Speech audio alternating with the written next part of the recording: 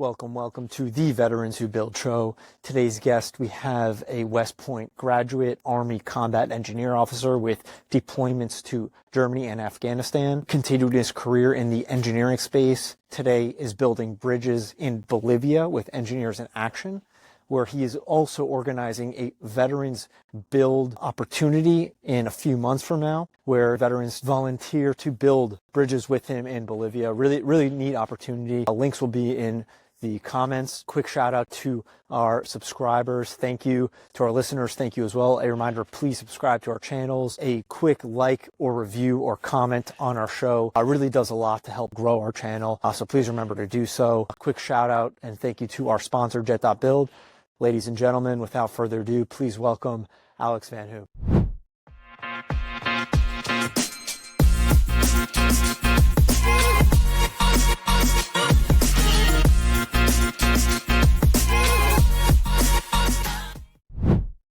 Thank you to our channel sponsors, Jet.Build. If you're looking for ways to better manage your real estate development and construction projects, look no further. Jet is the command center software for end-to-end real estate development and construction management. That's www.jet.build.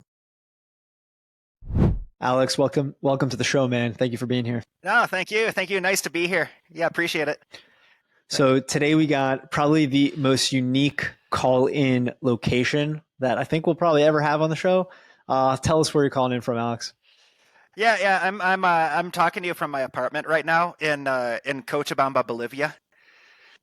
So it's a city. It's like kind of the middle city in Bolivia, if you will. Like La Paz is the big, huge like political fine arts capital.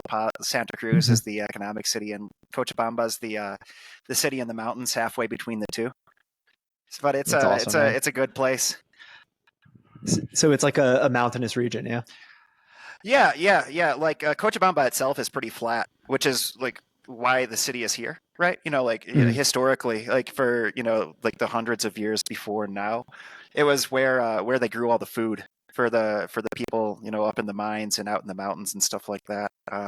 So if you look at it on a map, there's like a bowl with a flat space and a big huge city in it. It's actually pretty large. It's probably similar in size to like Columbia, South Carolina. It's like 700,000 people, like 1.5 million in the area.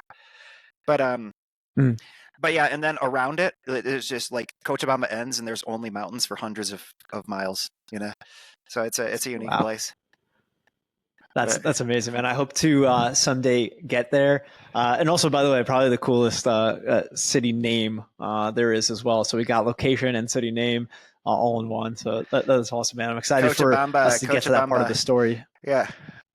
Cochabamba. Awesome. It's fun. Actually, that name means lakes and fields. Cocha is lakes, and Quechua and Pampa is like fields. So that describes what it was before the city was here. Awesome. Interesting. All right, awesome, man. So we're going to kick off, with your formal introduction. Excited to get to that stage of you telling us how you got to Bolivia. Nonetheless, we'll start from chronological order. First and foremost, your introduction. So Alex Van Hout graduated from West Point with a degree in civil engineering. Alex then served for 5 years in the Army as a combat engineer officer. Alex's first assignment was to the 9th Engineer Battalion in Germany, including a 12-month deployment to Afghanistan as a route clearance platoon leader. After that deployment, Alex worked on staff at a basic training battalion in Fort Jackson, South Carolina, where he finished his service at the rank of captain. After his service, Alex earned a master's degree in transportation engineering from the University of Texas at Austin. Alex began his professional career as an engineering urban planning consultant in New York City. In 2021, Alex was hired by Engineers in Action and moved to Bolivia. Since his move to Bolivia, Alex has completed 25 pedestrian bridges. It is amazing. Outside of professional life, Alex is a musician, hobbyist, and local band member. Alex, one thing that I forgot and I probably botched, so sorry for that, is pronunciation of your last name. Calling myself out for that. Give it to me right now.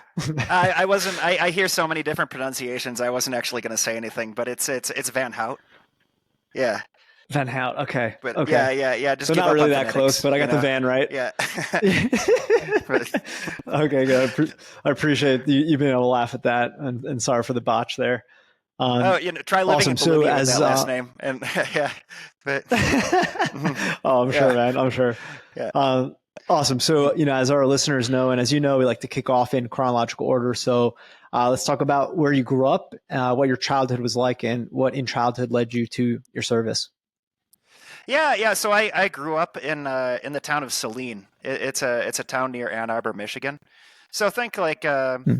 like typical like reasonably small, friendly Midwestern town. You know, great Hmm. place to be. Like I had a great time in high school. I ran cross country and track. Was really into music and had a lot of friends that played also. So like we just had like a great old you know Midwestern upbringing, like real happy place. No like family military connections at all really. um but the Midwest, like I really appreciate my childhood when I was getting ready to go to university and thinking like, all right, what do I want to do for a career, like what do I want to do with my life. I was kind of thinking like, I don't really just want to go straight to the University of Michigan because, I feel like there's a lot that I still need to learn. I feel like there's a lot of the world I still haven't experienced, a lot of like skills other than, math and physics that I really wanted to explore. Um, things like, leadership and working in like different situations than the ones I grew up with that I really wanted to learn about. And so the military just kind of screamed at me as a chance to tick all of those boxes for myself, like a chance to learn a lot of really interesting skills and like have some really interesting experiences and meet people from different places than where I grew up. um, and so that like really called my attention, and so I applied to West Point and went, um, which was a like also a great experience. Not easy. That school is hard. I didn't sleep a lot for 4 years. But they like, what they exact from you in terms of work, they also like give back to you in terms of opportunities. Mm.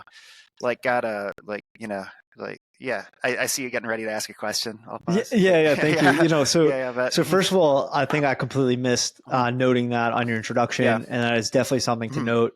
West Point graduate, that's Mhm. amazing. Talk to us a little bit about the application process because I know that it's pretty robust, Oh especially boy. for a kid.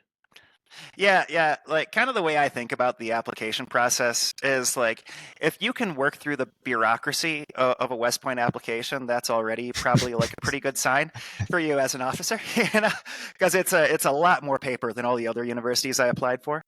Um, yeah, I mean, as far as getting in, like it is selective, but it's not like, you know, you have to be, like a top 0.1% IQ person or something to get in. You just have to, do well in school and like, demonstrate some leadership potential, like show some interest in athletics. Like there's a lot of things that you just have to be like decent at.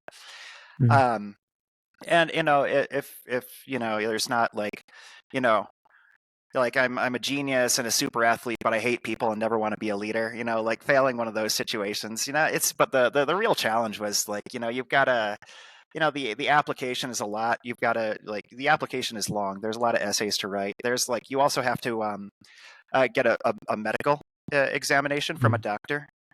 You have to get a nomination from your congressperson, which like it's this isn't like the 1800s. You don't have to know your congressperson. You apply like another university to your congressperson, and they like decide who they want to nominate.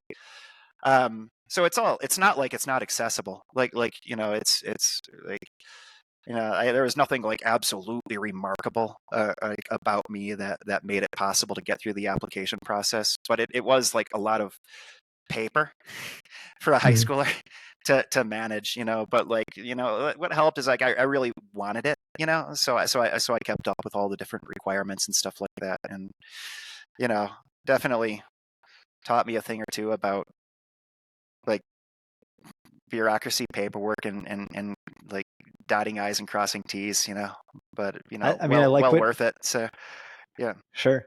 I like what you said right there in terms of really wanting it. So Mhm. it helped you keep up with what was necessary to get in. I think that's a really kind of a key characteristic I'll put a pin on when we talk about Mhm. translatable skills. So getting into West Point, walk us through kind of year to year what that was like, because I know each year is pretty different. The summers you have different opportunities. So talk to us about that experience. Oh yeah, and that's one of the coolest things. It's like they give you a great university of education, and it's a lot of personalized attention just because of the way the school is set up, and so that's great in terms of the education. But aside from that, you get a lot of like different opportunities too. So you show up for the first summer, and I didn't realize this until I later worked in a basic training battalion. But the first 6 weeks of the summer when you show up at West Point are basically a condensed version of 10-week Army basic training. Um, which like parts of it were very fun, like running around with a rucksack and like shooting M16s and stuff like that. Like other parts of it not so much. Like when somebody's inspecting your room, which I like, I only learned to like clean my room when I was like 25, and then somebody's like yelling at you while you're like a huge like, mess and stuff like that. That was like a huge ego booster. And just imagine in general, like I wasn't like your like stereotypical image of like a super like you know tough football player or something like that. I was kind of like a skinny nerdy kid running around doing like all this army stuff. So in retrospective, I think that must have been pretty funny. But it was like a change of pace. But like everything you do, you're doing with like about a bunch of really like cool people, and Mm-hmm. so like parts of it are pretty fun. I don't know if fun is the right word, but like that's that you're doing all these tough things, but you're surrounded by a bunch of really interesting characters from all over the country. It can actually be a pretty good time, you know. Um, so that's the first summer, and then like second summer is a little bit more like less yell at you and more like fun field training kind of stuff. And then after that it changes a little bit, and that's kind of like one of the great things about my education, as I had like opportunities to do a lot of things that nobody like normally gets to do. Like I Mm-hmm. got to go work on a dam in Puerto Rico for a month as like kind of an internship through the civil engineering department with the Army Corps of Engineers. So that's just something I never saw coming, but was really cool. um, I got to go to airborne school, or I meant air assault school as a cadet. So Mm-hmm. go, learn to rappel out of helicopters and stuff like that, which like another thing, like 2 years ago, I like thought that somebody would have let me do this. Like, no, no. And so like, that's kind of the thing, is like in exchange for all the, not sleeping very much and working very hard, they give you these opportunities that you never thought. Mm-hmm. I got to do a semester in Egypt. Wow. I took Arabic as a foreign language there, and spent a semester in Egypt, just, like taking classes and like making friends with like other Egyptian students, and practicing my Arabic, which please don't test me on that right now. It's been way too long since I practiced, and I was never really that good. But Uh, that just like a that's lot of good really things to say. Yeah. But, Yeah, wow, really interesting. I mhm. haven't heard someone doing a semester abroad. How does that work from West Point? How does that work in terms of where you are? Like you were in a regular school, or was it? Yeah. Yeah. Okay, interesting. Well, it was relatively new when I did it, and I'm not sure that program is even still there anymore. But there was like interest at an institutional level in like increased like, language and culture skills, Hmm. And so like me as one of the numbers at the military academy benefited from that, Yeah, Um, yeah. you applied, we already talked about bureaucracy a little bit. And then it like got to go. But yeah, I just went to a like civilian university and wore civilian clothes for 4 months and studied, um, which Yeah, was I'm sounds kind of like a surprised good they let me do that, but it was right. a like a really like uh, powerful learning experience for me in a lot of ways, Hmm. not just in like being able to read the Arabic alphabet, but so you like definitely appreciate like those opportunities. Sure. Yeah, that sounds like an Mhm. awesome opportunity to Yep. have taken advantage of. Mhm. So, at what point did you understand the degree that you ended up doing? Oh, like at what point did I decide to be a civil engineer? Yeah. Yeah. So that was third year. That's when you have to Hmm. choose. Um, normally you choose earlier, but like West Point has a really expansive core curriculum, so you choose kind of later. And I had gone to university thinking like, yeah, there's a lot of interesting things, so I'm going to look around, but I'm probably going to be a mechanical engineer. But then, as I like met some of the older students who were studying civil engineering, and some of the professors who were talking about what the degree is and stuff like that, I thought I was really touched by the fact that when you design a building or a dam or a road or something like that, you can see something that got built that literally makes the world better, Mm, in a very like non-abstract sense. And that sure. that that just like really resonated with me. I Was don't that want to like, after? yeah. Was that after the Sorry. Puerto Rico Oh, experience? that was before. That was before. Mm, Yeah, yeah. I was already. I don't think they would have let me do that if I hadn't already decided to dedicate to being a civil engineer. I But see. yeah. So that was before. That was just kind of like another random lucky thing that happened to me. Cool. Mhm. Cool. That's awesome, man. So walk us Yeah. through, I guess, at this point, graduating, what that was like, and then what getting to your unit, and also, I guess, the process, right, of being assigned to where. How did that all happen? Closing out West Point. Yeah. Yeah. So at West Point, like your assignments, first branch of service, and then location go in order of class rank. You know, Mm, like your grades, your like how your like officers that supervise your training rated you on all your military stuff and your performance in physical. Which, by the way, like some of the hardest classes I took at West Point were the PE classes, which I found really like ironic. But yeah, and then you got your class rank and your grades and stuff, and they go from top to bottom, and the first guy gets their like choice, and then the mm, 20th guy, if their choice is still available, they get it. If not, they get their second choice, and like so on all the way down. Uh, mhm, so I got like engineers, which is what I wanted. So that's pretty great, especially because there's a lot of connection, not necessarily in like the technical details, because everything as an army officer is management, but like in the mindset and the mhm, like just like desire, like things that you want to do and how you want to do them. There's a lot of like hard to describe matching between studying engineering and being a combat engineer, you know mhm. um and then like after that you do location, and I came up with Germany, which I was also pretty thrilled about. Um but that was all before I left, right? And then you graduate, realize that you're not going to have to stay up until 3 a.m., but with your light turned off so that nobody knows when they come to see, like, whether you're sleeping like you're supposed to be or not, like doing your homework for the next day and stuff like that. And you're just like off to work and go like meet your soldiers and do exciting things. That's a really great feeling.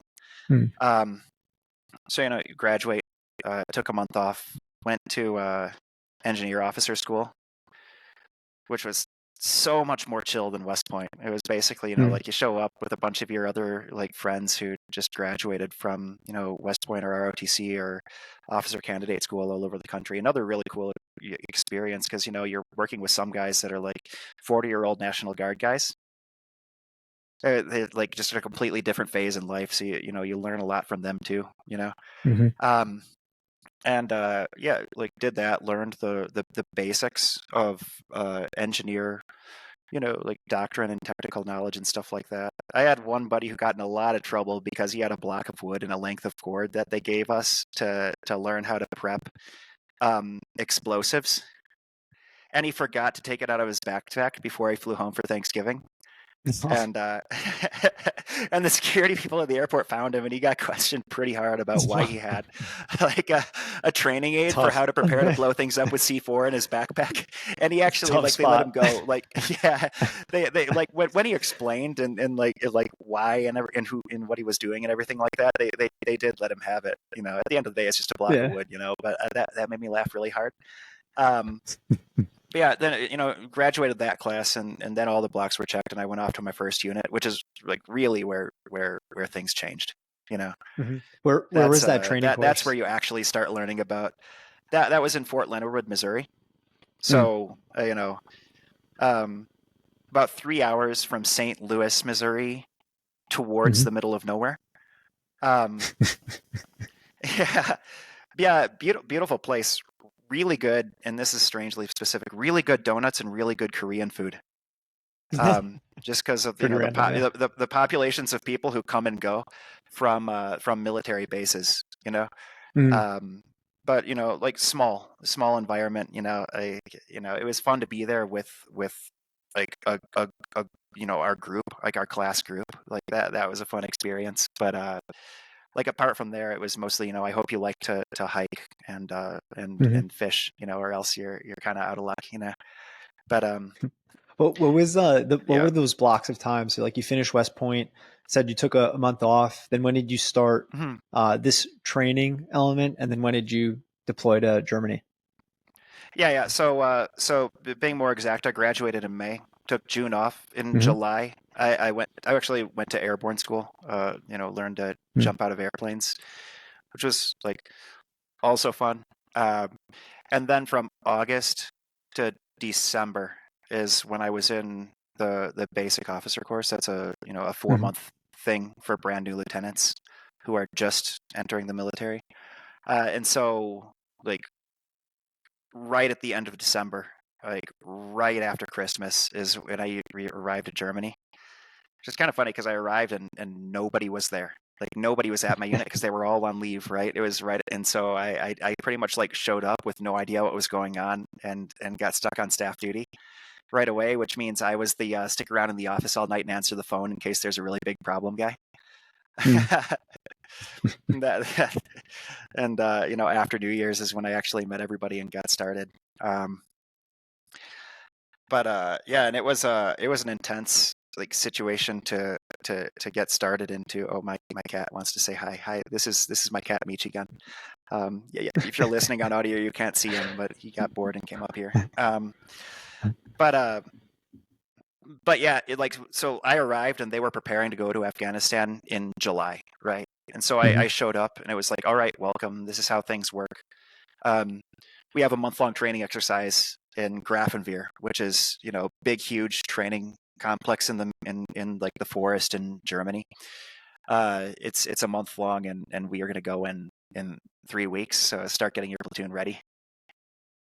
And I didn't know how anything worked, and so that's when you learn how to like lean on your non-commissioned officers, right? And you're like, I don't know what this means, and I don't know what this means, and I don't know where we're going. And like, how do you organize this, and where does ammunition come from, and like what's going on? And it's just like, all right, we got to figure all this stuff out, like right now, Hmm. So that was kind of the environment I walked into there, and when that wasn't happening, me and like a bunch of my lieutenant friends had just moved to Europe together, and the town we were in, Schweinfurt, Germany, just like beautiful, beautiful place. So it was either like getting ready pretty aggressively, like training wise, or riding trains around the Bavarian countryside, like with my buddies, looking at like castles and going to like little like German festivals that they always have and stuff like that. So it was a really interesting time. Hmm. And how are you like generally received by your team? Oh, I had like with the by our team, there was a lot I had to learn and about like being an Hmm. officer in this first 6 months I was with my unit that nobody teaches you. And I still remember like my platoon sergeant, this like like 40-year-old guy, really experienced, really like easygoing, had been doing the military thing for too long to be that worried about it, you know? And like still the most important piece of advice like I've received to this day uh, was like, like we're at the training exercise I told you about in the middle of nowhere. It's snowing. It's hard to walk anywhere because you're like you're like stamping through 2 feet of snow. You know, and we're doing these mock missions, and I was preparing like the orders for these missions that we were about to do, like exactly how you're supposed to according to all the like manuals about how a mission is planned and how an order is put together, which is exactly what the officers over me wanted me to do and were like coaching me to do. And then like afterwards, and my NCOs were like clearly just frustrated, but I didn't know why. I was figuring this out. I just like made them do what we had to do, and then my platoon sergeant the old like mellow experienced guy, takes me aside and he's like, "Now, sir, let me ask you something. How do you think your squad leaders would react if you just asked them what you thought that we should do before you wrote the order?"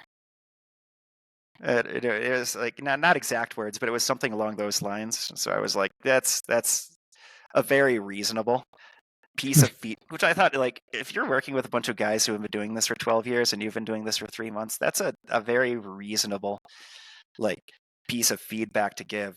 So I like did it. They didn't stop being frustrated at me right away, but it was, with like in like the 3 months between then and when we deployed, it was like night and day. How well everybody Yeah. was working together and how receptive they were towards me, you know? Yeah. Um, It sounds like the yeah. advice was kind of to have you create an awareness that their input is going to be, I don't know, important to them, important to you, Oh, important to the yeah. team as a whole. Mm-hmm. Yeah, and it's one of those things. Like, first of all, you like I think that was like the root of the advice, but more specifically, it was Mm-hmm. to ask for it. Yeah. Not just like assume that they think that I value them, but like solicit their input before preparing a briefing. Yeah. It's great Which advice. if you just think it but don't do anything, then it doesn't count. Mm-hmm. And so that's like the single piece of advice that served me best, like, so far. Mm-hmm. And kind of like changed from when it was like it's rough not knowing what's going on and integrating into a new unit to like, all right, I'm actually like starting to feel good with all these guys that I'm about to go to Afghanistan for a year with. So Mm-hmm. um so yeah. So what was the timing of being told, right, that you're going to you're deploying to Afghanistan? What was that Mhm. like? And then what was the workup to that like? Oh, so I knew Mm. before like I arrived to the unit that in July we were going to Afghanistan, and I joined the War Army like in a like time when everybody was going to Afghanistan. Like, that wasn't a Mm-hmm. surprise, that was the thing you expected to do. Um, but the workup was like, it's kind of weird in Germany. You don't just go out for the day and do like a range with all of your like automatic weapons, because the bases are really small and there are agreements with Germany about how much stuff you're allowed to blow up, um, in order to not bother everybody that lives there. So the training mostly happened like it was, a lot of all the like the logistics and the equipment and the inventories and the maintenance and everything for everything that we were going to send was in our base, and all the field exercises were at like you know the extended visits Mm. to a training area somewhere in the country. um Got it. Yeah. yeah, and so that was, I mean, like the training was very good, but there's no way to actually replicate a route clearance mission in Right. in in Germany. What you can do is like really like go over the basics a lot, and Mm-hmm. really like in the process of doing that, build your team and your communication structures and your trust and everything like that, so that people know, like, if something happens, like, who's gonna take care of the medical stuff, who's gonna request this thing, who's gonna like like take care of this problem. So you like I would say that training was pretty different from like doing the mission, but in terms of like building the team dynamic, it was Mm-hmm. very relevant. Yeah. Yeah. I can see Yeah. that. Uh-huh. So walk us through. You deploy to Afghanistan. You get there. How does that pan out? What happens next? Yeah. So we like arrived, and then like within 24 hours we're on our first mission, because the outgoing unit was leaving. Like Mm. there wasn't a long time to like left seat right seat ride. Is that a civilian acronym? Like basically where you're like sending some people from the outgoing unit and some people from the ingoing unit on missions together so that they can Mm-hmm. catch up on the way everything works. Wasn't a whole lot of time for that. A lot of my like sergeants really did know how everything was going to work before they arrived, because they'd already done that like several times. Mm-hmm. um I was kind of learning on the fly, like when I got thrown out into a mission, like in the front seat with the outgoing lieutenant in the back seat behind me, telling me like, all right, now you have to do this and this and this. I was kind of like, oh, okay, all right, we're leaving, we're doing this. Yeah, and that first action mission was actually like through the town where Bowie Bergdahl got kidnapped. Like with like a whole bunch of infantry guys doing some mission that I don't actually remember what it was for anymore, but it was like a pretty large one. It wasn't just like 30 guys going out and rolling around. We didn't find any explosives on that one, which was probably a good thing in retrospective. For people who don't know what route clearance is, they hide bombs in the road in Afghanistan, and then route clearance people go looking for them, and then when you find them, you use a robot or an arm or something to take them out and then blow them up so that they're not making a big huge crater in the road and they're not hurting anybody. That's the that's the goal. Also, when I first showed up, we were like in starting the period where we were drawing down the American presence in Afghanistan at that point too. So there was like a very big focus on working with the Afghan military and the Afghan police. So like that first week, I was already meeting like the Afghan army guys, and getting told like where to go to plan missions with them and stuff like that. Those guys were just great. Like they're whatever the opposite of cowardly is, like insane. Maybe would be the right word, and very very competent and really driven to to do all the same things that we were trying to do in their country. And so building a relationship with them, doing some training together, going and doing like sometimes we would just do checkpoints and stuff like that, like just basic army things that aren't engineer or like super advanced, like things that we would do with the Afghan police in order to have the contact time and kind of the coaching and training with them too.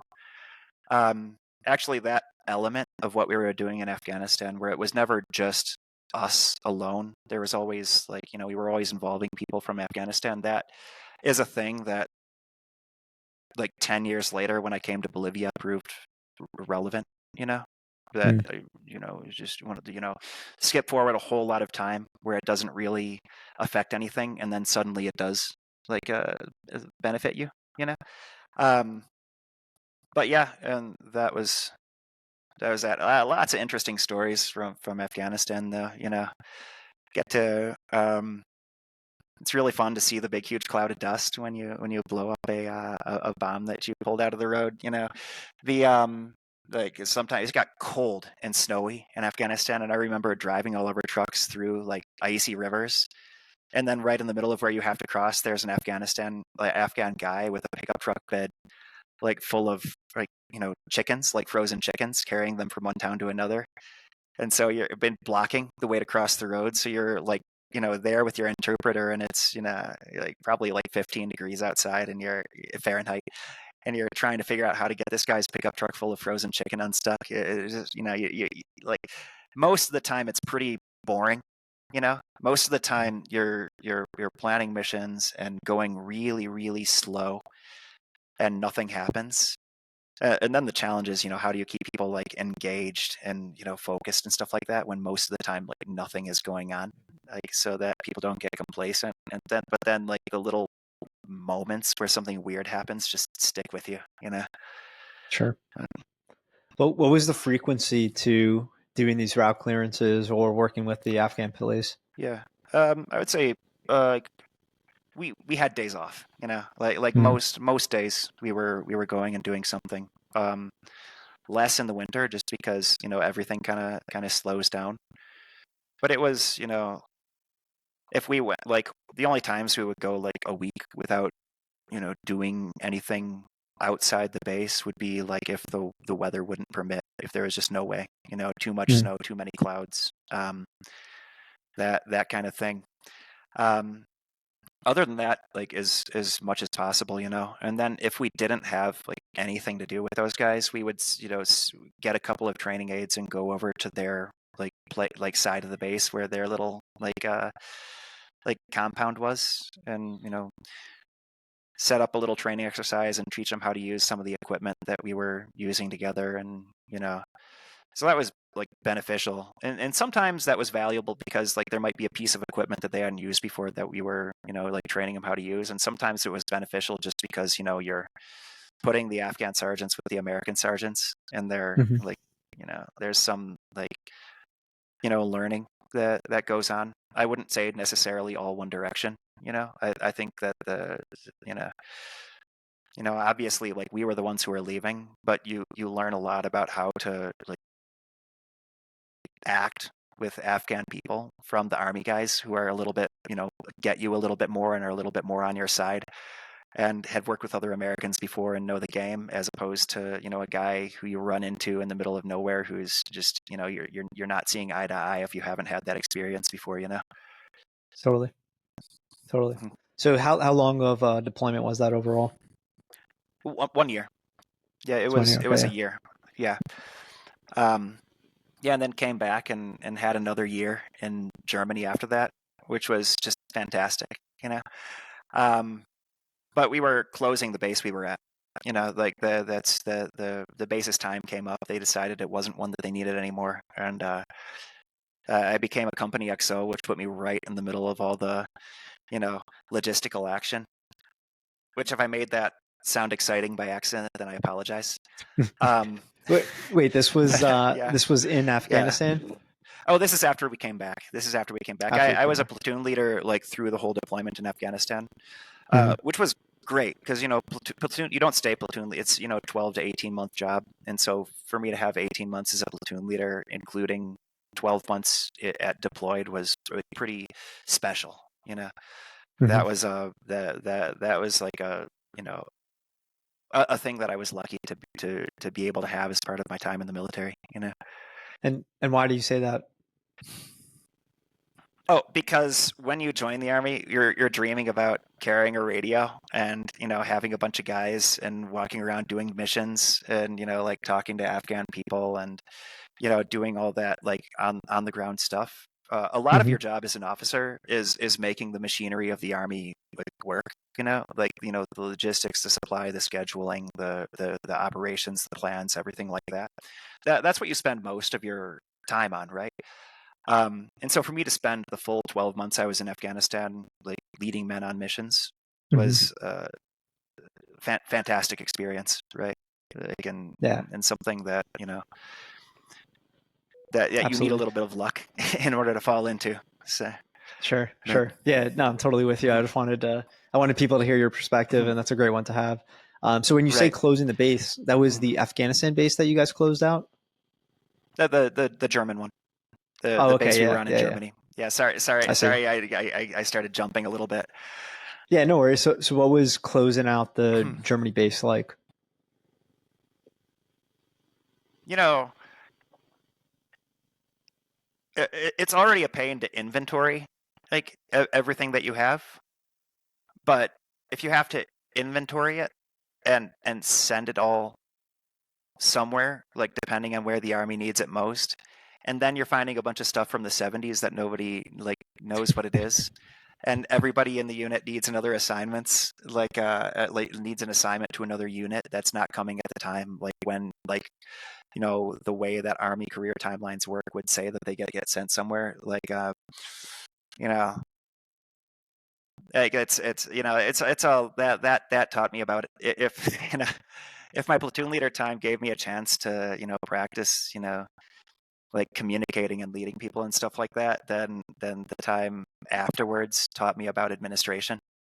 Mm, You know, like totally. administration, logistics, and like how all that stuff, like which is it is necessary. Like Yeah. any big thing that you're going to do, not just in the military, needs a lot of that, right? It needs Hmm. a lot of organization and a lot of like administration. Like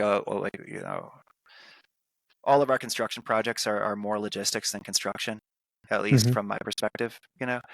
Um, and so that was that was also valuable to learn, but the lesson was a lot less enjoyable. You know. Sure, sure. That makes sense. Yeah. So you close Mhm. out that base, and I'm guessing that brings us to the timeline of you coming back to the U.S. to Yeah. finish your service. Yeah.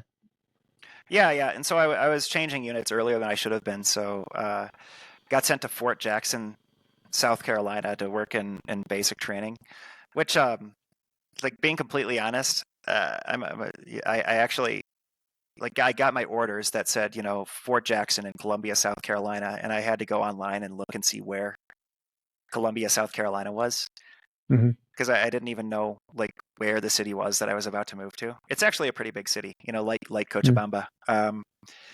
But yeah, so, like, showed up there, like, oh, oof, big change from being a combat engineer unit in Germany, right? Um, but yeah, and so that, like, great place, like, really really nice place to live, like, in and out of work, made a lot of, like, really really good, really interesting people, um Mm-hmm. got to be the battalion S3, which is the operations officer, basically the guy doing, like, the schedules and the plans, and writing the orders for the battalion commander and everything like that, which is, in any normal unit, um you don't get to do that until you're, like, a 12 or 15 year in the army major. So, basic training wasn't the most, like, glamorous mission I've ever done, but, like, I again lucked into getting put into a position that, like, I otherwise wouldn't have been able to have, that taught me a lot of things about, like, organization and planning, Mm-hmm. and made a lot of really good So friends. But yeah, but that but no, that that's was great. the that was my last assignment. And how long of a period was that? That was for 2 years. For 2 years, I did that. Yeah, I actually Mm-hmm. had to think for a second. So But, yeah, no worries. I mean, it's not easy yeah, to remember timelines. So yeah, yeah, you know, I mhm, appreciate you actually remembering them. So in that time yeah. frame, what happened that you realized that you're going to conclude your service at the end of that 2 year mark?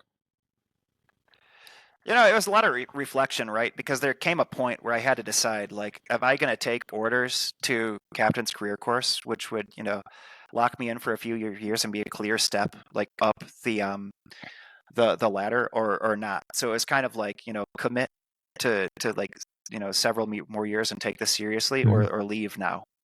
I owed 5 years because of West Point, Mm-hmm. and so that took a lot of reflection, because there are a lot of really, like, in that, like, senior captain, junior major, like, range. There's the Army offers you a lot of, interesting opportunities. Most importantly, probably company command. You know. Um, but, like, on the other hand, I kind of had this latent desire to grow as an engineer also. Mm-hmm. Being an Army officer is about, like, being a leader and a manager, right?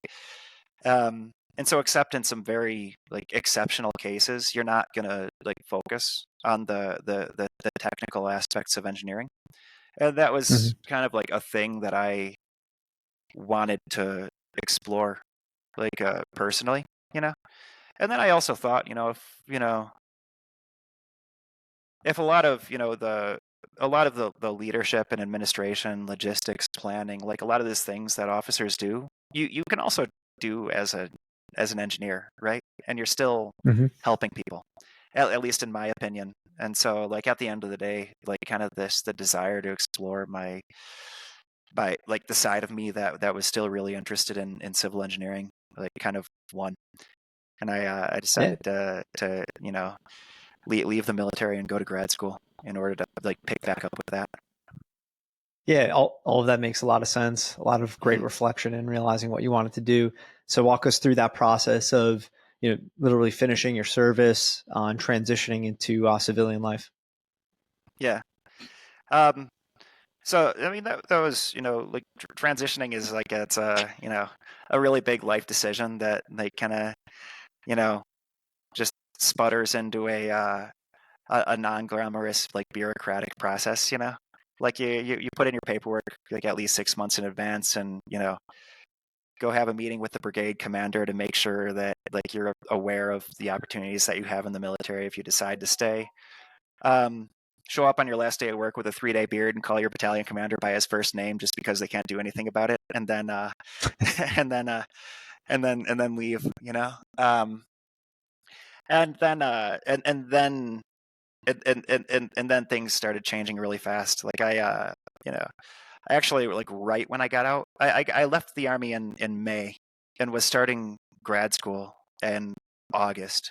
So I had Hmm. like a 4-month window there where I just didn't have anything to do. And so I thought, I'm not going to get like a job that I care about in 4 months and then just leave it again. And I kind of like have always like, kind of always wanted to learn to speak another language. So I went to Colombia and took Spanish classes full time for 3 months, and then spent another month traveling around South America just for Awesome. giggles, which you know, spoiler alert, worked out really well for me. But I mean, at the time, it was just like at the time it was just more about like me learning something I'd always wanted to learn and having like all the time in the world to do it. Hmm. Um, which is like really cool. I remember like kind of being freaked out when I arrived at Colombia, being like, "Oh my God, I'm in South America. Like, what's going on around me? Is there like a bunch of shady stuff happening?" And then like within a week, learning like, no, all the like people have Wi-Fi, all the roads are paved, like everybody's friendly, you know, like like it's not that, like, it's different, but it's not like it's not as different as you think when you have no idea, you know. Hmm. It's not the The more you movies. learn, yeah, right. Like the more you learn about it, the more you learn that like it's pretty much, the differences between one place and another kind of show us how similar we all are, you know. Mm, Um, totally.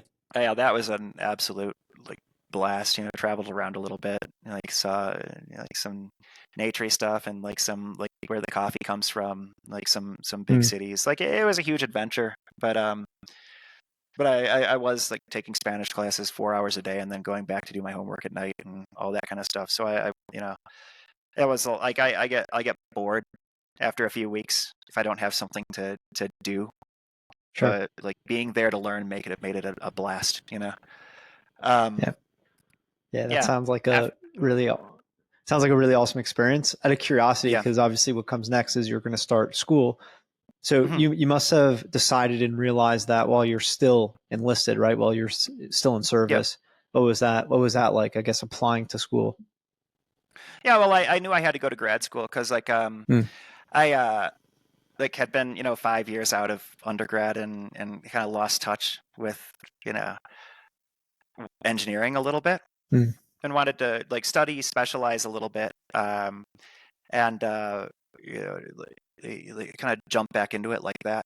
Um, and so like first question is like what do you want to study, because there's like actually all these different specialties when you go to grad school, right? And so the most obvious thing, and honestly what I would recommend for most people in the military, would be to go study construction management, because that has the most mm, parallels between like military life and like work.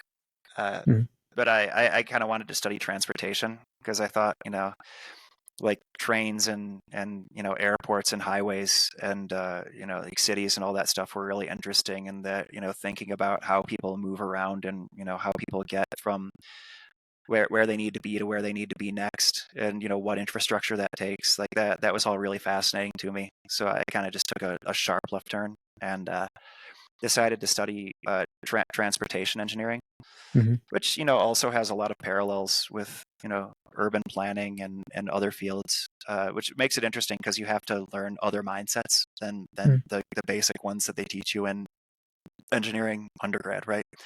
Um, and so that like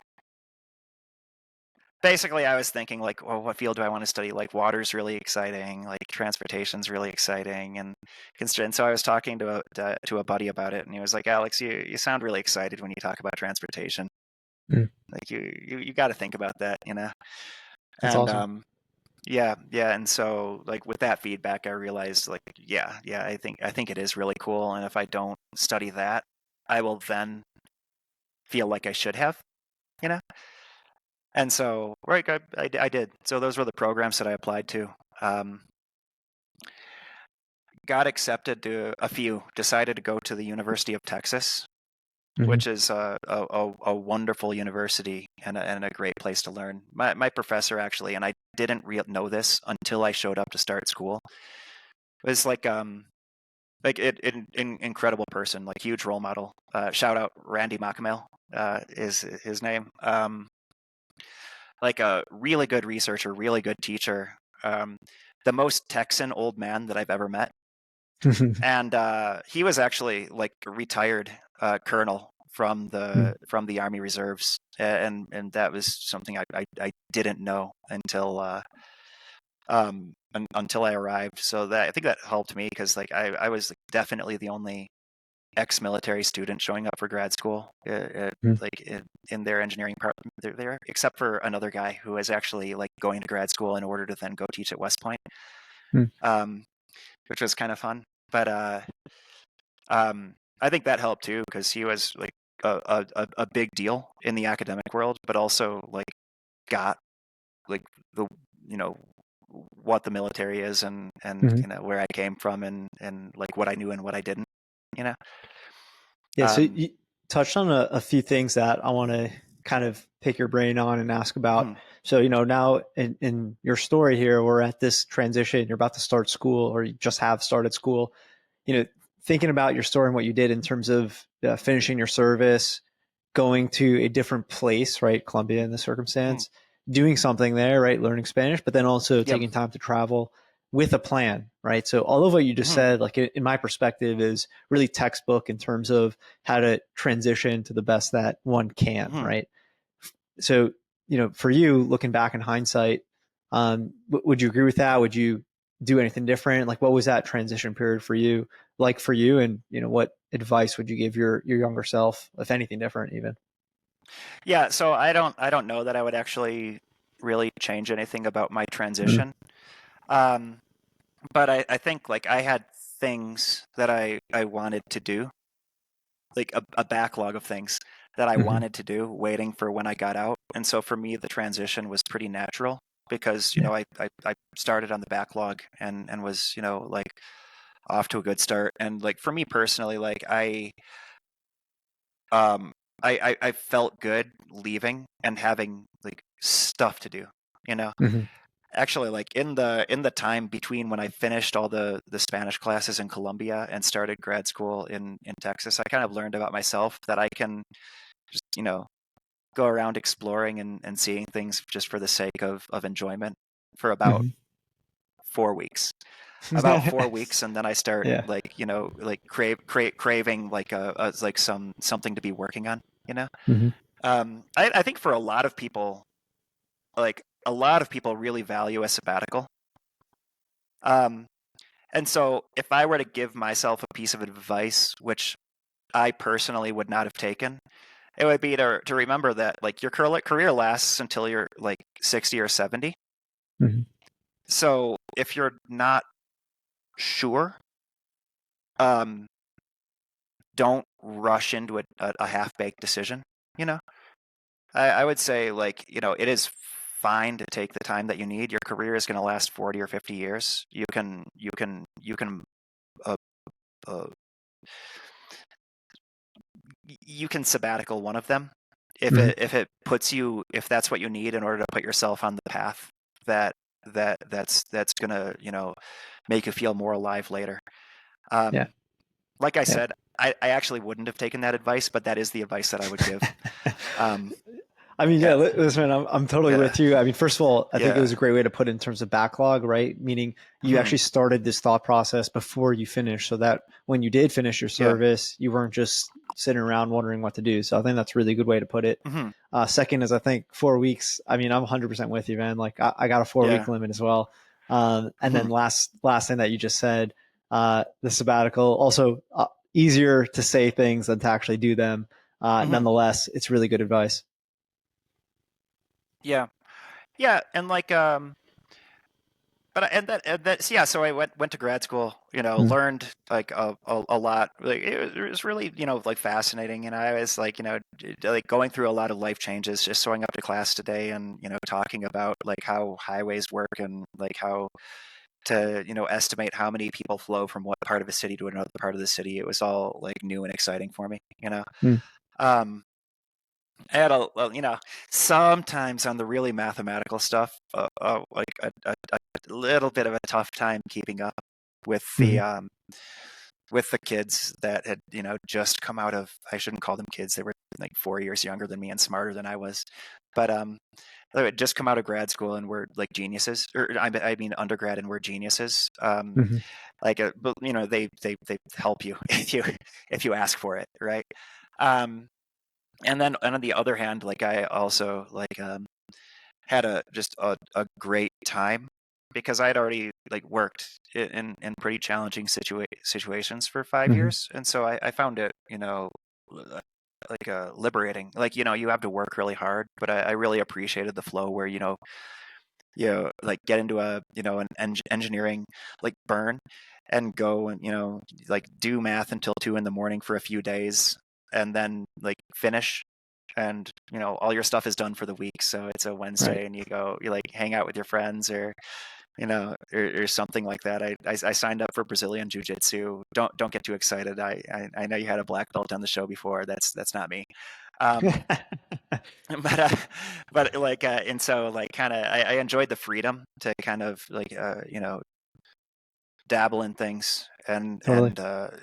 and take advantage of basically having a lot to do, but also complete control over my time. Mm, absolutely. Yeah. Totally. Mhm. Very relatable. So you finished Yeah. with grad school. What did that feel like? And then where'd you go next? Oh, I was sad when I finished grad school. I I had like I made such a bunch of like really great friends, and really enjoyed the learning.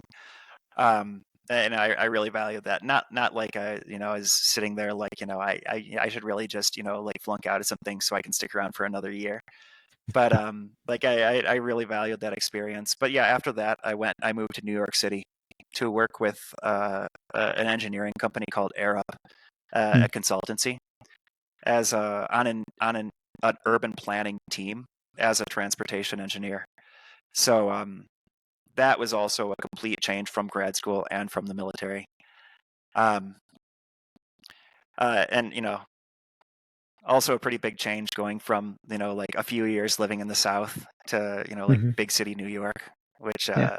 you know also really exciting, but also like a huge like a I don't want to use the word shock because I feel like that like overemphasized, but it kind of was. Yeah. So Yeah. I understand. mhm. I Yeah. can't not laugh at this where you're going to New York City coming out of a master's in, like transportation.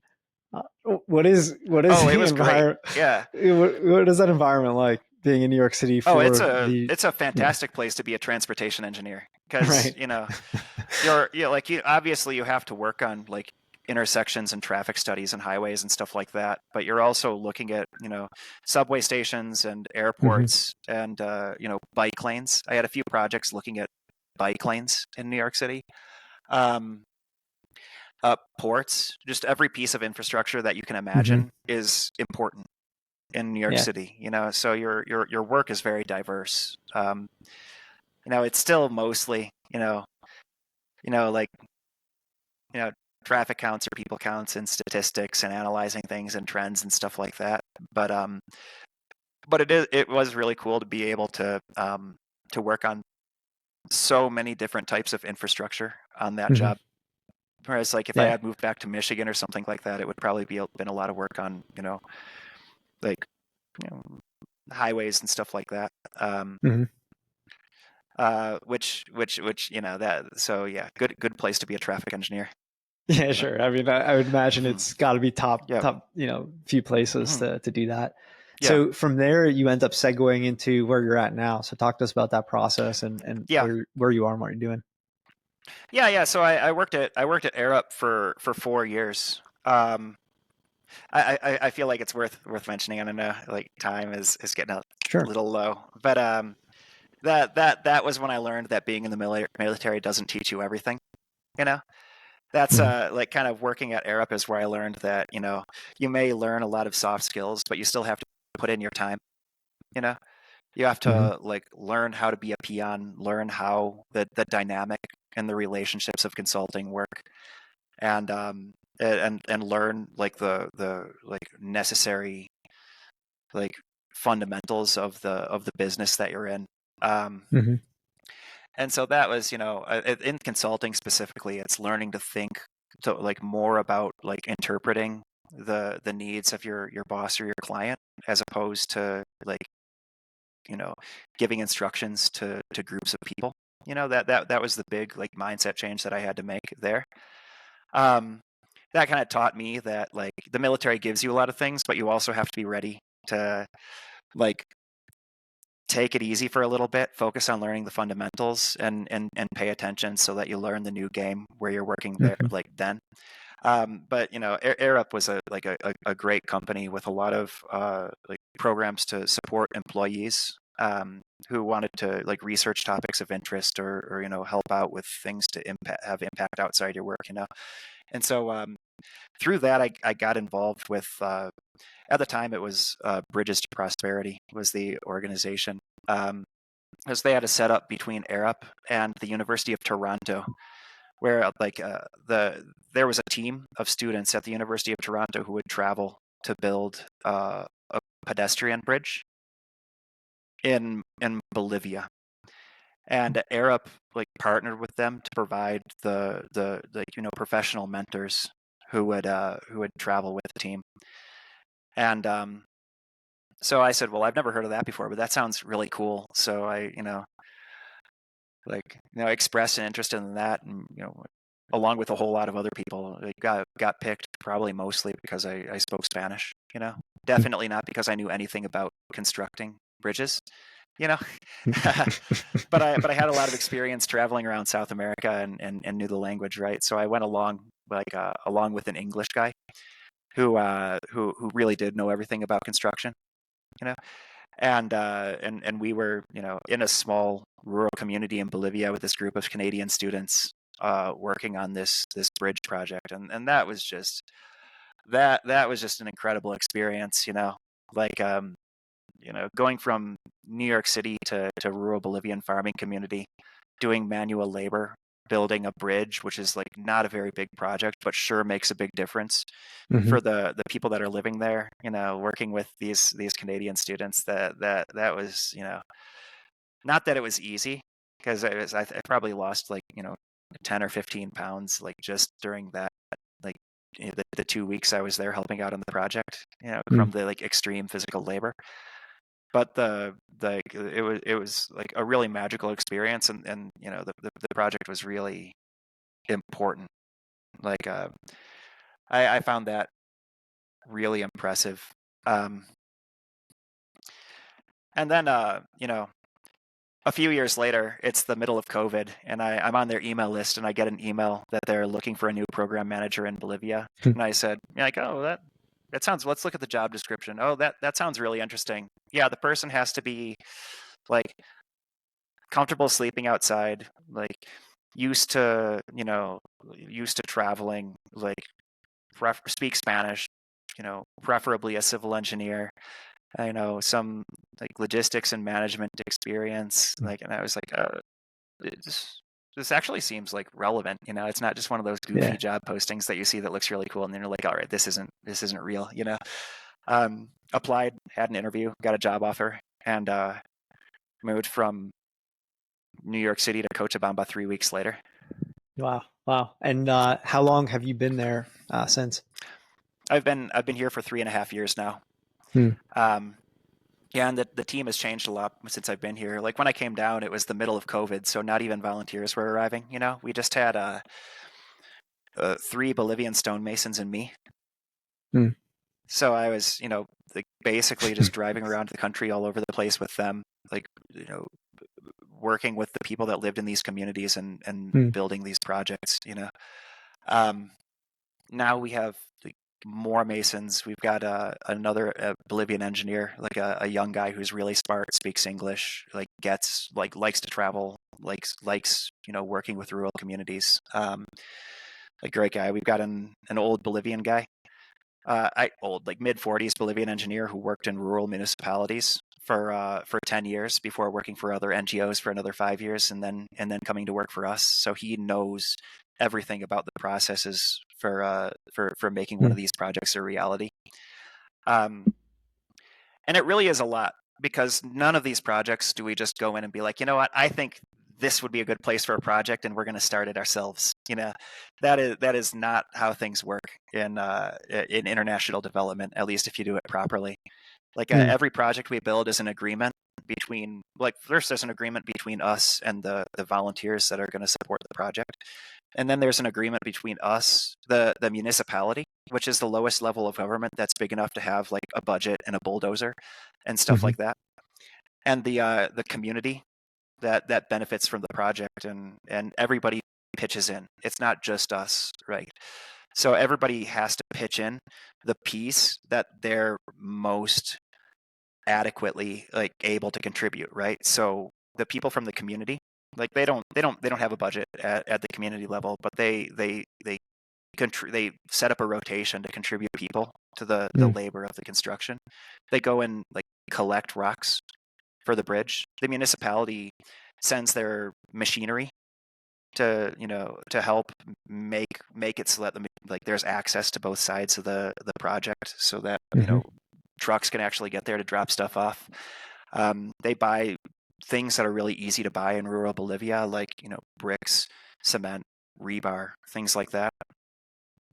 We buy like the harder to get materials, like steel cable. Not a lot of that in Bolivia, because most of it comes from ports, and it's landlocked. So we import that, and then that's one of the things that we provide for the project. We do the design. The volunteers come to help, manage the construction and everything like that. So everything we do has to be a combined, coordinated effort with like all the stakeholders that involved. Call back to why it was relevant for me to have to work with like Afghan people when I was in Afghanistan, rather than just going off and doing everything by ourselves. And that's like really an important piece of how engineers in action functions. Because like if you just pay for everything, first of all, it's really expensive, and good luck getting all that funding. Second of all, people will let you build any ridiculous, unnecessary thing you want if you just pay for all of it. But if local leaders are prioritizing, like, yeah, this is the project we need most, then you can bet that it's really urgently needed by a lot of people. Yeah. That's a really interesting process overall. I really like how you explain that and how all parties get involved. Really amazing. And I also really liked how you recalled what you had said earlier in terms of working with the Afghanis, because I was about to ask translatable skills, right? I want to plug in what are some top translatable skills, military to profession, that you're finding, in addition to what you just said, which is an awesome one in terms of working with people. Yeah, and so like that is like clearly relevant. Like obviously, leadership, coordination, logistics, like all of these things. Like like I feel like kind of many people are aware those are valuable. I would add communication and decision making to that. Like being able to do the thought process, like, this is not good, but I can't do anything about it, so I might as well just like tell people that this is not going to work the way that we hope it is, and take the hit for it right now. Or like, this thing, actually, if we work really hard on this, we can improve this, so let's like not worry about this problem that we're having, and instead focus. Like that kind of like thought process is something that you learn really well in the military, and you learn it in it's not like you don't learn that in like civilian jobs. You do, but you learn it really well in the military. Communication, like being able to explain to a group of people like what you need to do and why it's important. That's a practice skill. But these all fit into the category of like soft skills, right? Like Yeah. being able to fill out a hand receipt for a piece of equipment, or explain to somebody like how passages from like the combat engineer doctrine works is not transferable, but the soft skills are like Yeah. extremely transferable. I Mhm. do think it's important for people to understand, like you have to put in you have to pay your dues, right? Yeah. Like you have to put in your time. You have to, like, if you leave the military, you've got to like be kind of. I was a little bit less mentally prepared for this, and it was frustrating until I learned it for myself.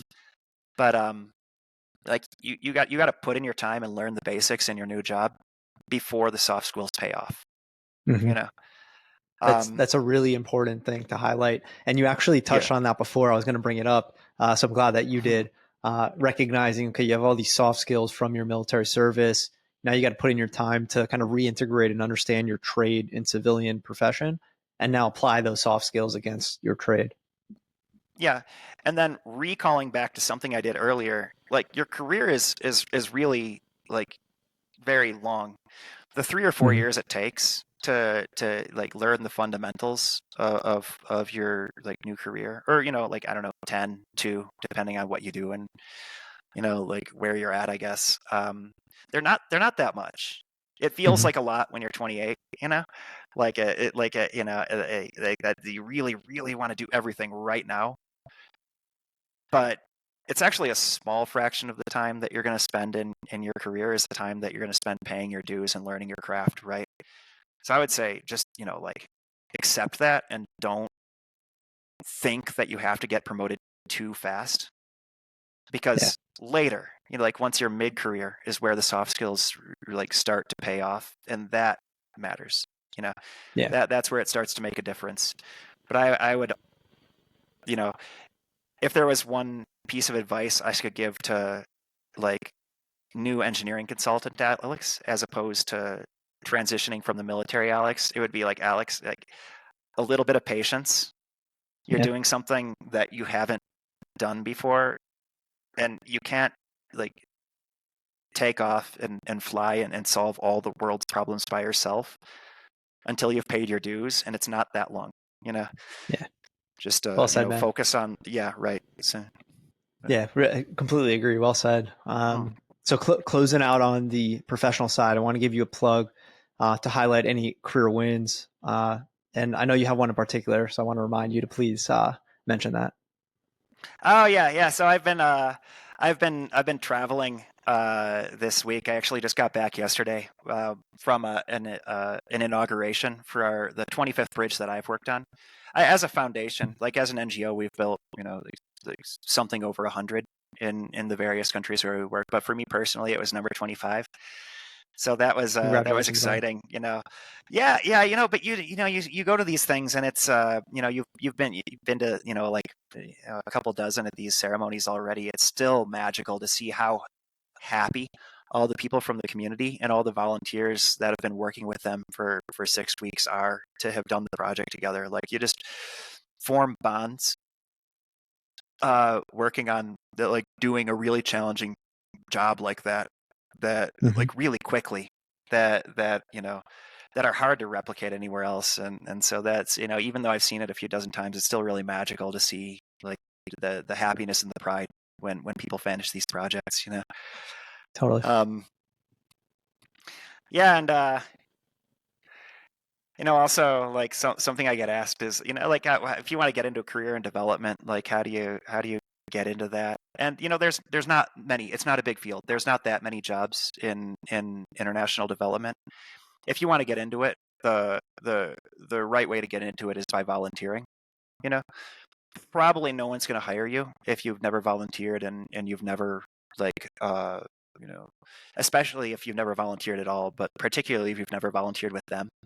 Mm. And if you don't like the idea of volunteering your time and some of your vacation and everything like that to work on these problems, you're definitely not going to like working in it, because it's taxing.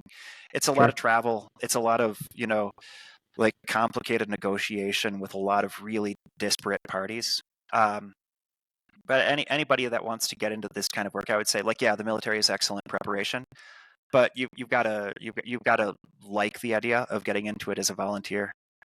before you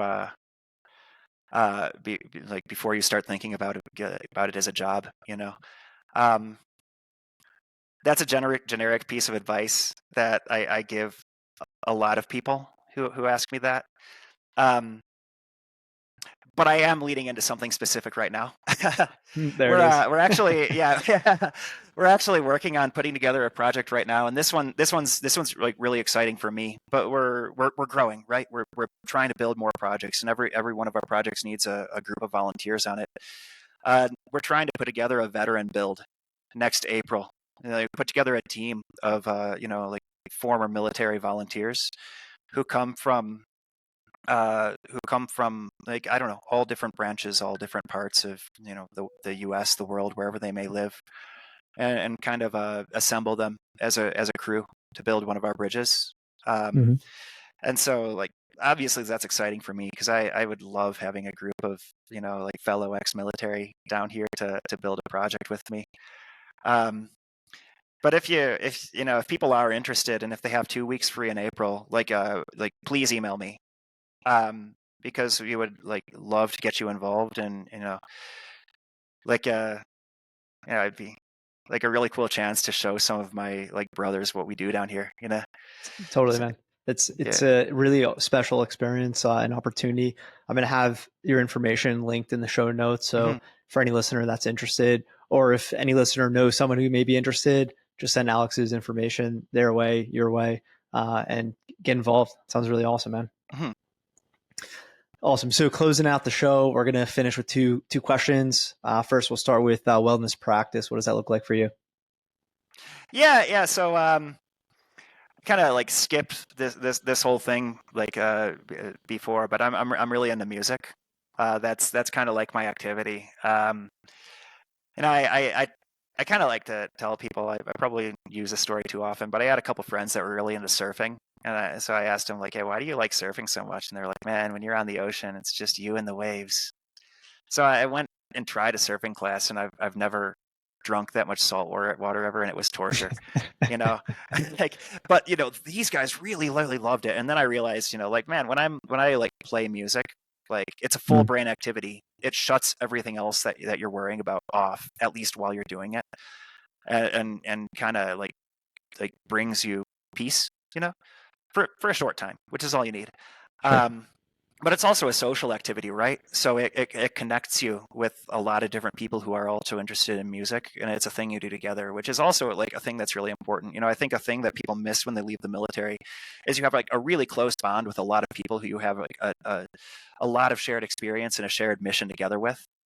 Hmm. Um, and so when you leave the military, it's really nice to have a job and like a team, like at a company that you like care about, or like groups of friends that are interested in the same thing as you are. Like in my case, it's music. That kind of like gives you like, there are other ways to have that bond, you know, Totally. than the Totally. military. Yeah. The military is one of the most beautiful, like cultures there is. But like apart from mental peace, music also gives me like social connection, For sure. which I also really value. Yeah. Um, That's so as very far as like understandable, wellness goes, relatable. yeah, yeah, Yeah. I would also suggest what you just said. You could wrap that into, in terms of music and having a community of other people who are into the same music, playing the same music, mhm, band, etc. I'd play that into the transition period. I mean, that's also something that could be really helpful in terms yeah, of looking to get a part of, exactly as you put it. yeah. And I know you had a literal rock star in the show earlier too.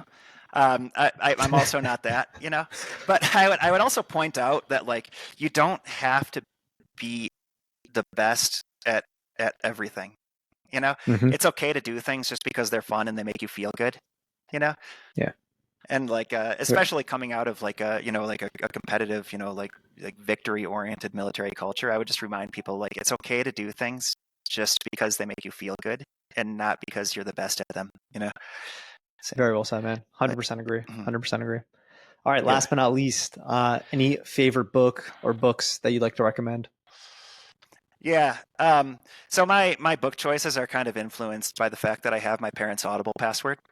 Um, but so I might be, I think like a lot of people are, there's a lot of like excellent self-help books that have, been recommended a lot of times. But as far as like, just, working in development, how to help people goes, I like there's a book called The Road to Hell by Mm. Michael Marin that kind of outlines a lot of, it shows people how like you can do things, you can give people nice things with the best intentions and not actually like meet their needs and them not be sustainable in the long term. And there are other ways to do development work that um, are inclusive and sustainable and make a big impact, even if they're a lot smaller. So, I'd recommend that book because it was something I read when I was thinking about like kind of what impact I wanted to have leaving the military, and it actually impacted my thinking a lot.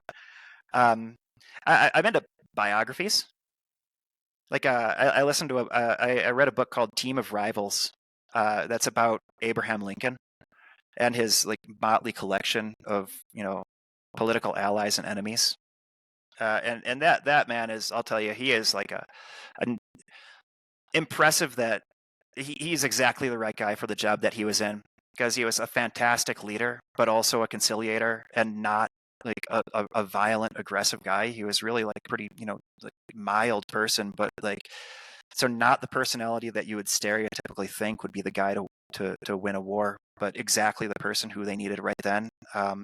Same thing with there's a book called Grant called Ron Chernow about the same time. Like another guy who is just he actually struggled after leaving the military. Like it kind of looked like he was going to be a kind of a loser his whole life, and then when he went back into the military and fell into the position that he was needed in, like all of that amounted to something, right? And so like I think those are none of these biographies are great people are the stereotype of what you think like a great military leader would be, and they were all like exactly the leader who was needed for the situation they were in. I'm also a big fan of just fun science fiction. Like I have to drive a lot for my job, and after a few weeks of listening to books about politics, economics, and personal growth, I realized that it's also okay just to listen to books that are fun. If you have like a lot of like tedious work to do, like there's nothing wrong with just putting on something that's enjoyable and not pressuring yourself to always be learning something, and but just makes the road trip easier. So Agreed, man. That's well said. Those are really interesting books. I'll link those in the show notes as well. Alex, thank you so much, man, for taking the time to share your story and come on the show. Really appreciate it. Yeah, no, appreciate you. Thanks a lot. This project is amazing. Thanks a lot. Thank you, man. Thank you. We'll be in touch. Thank you, everyone, for listening. See y'all soon.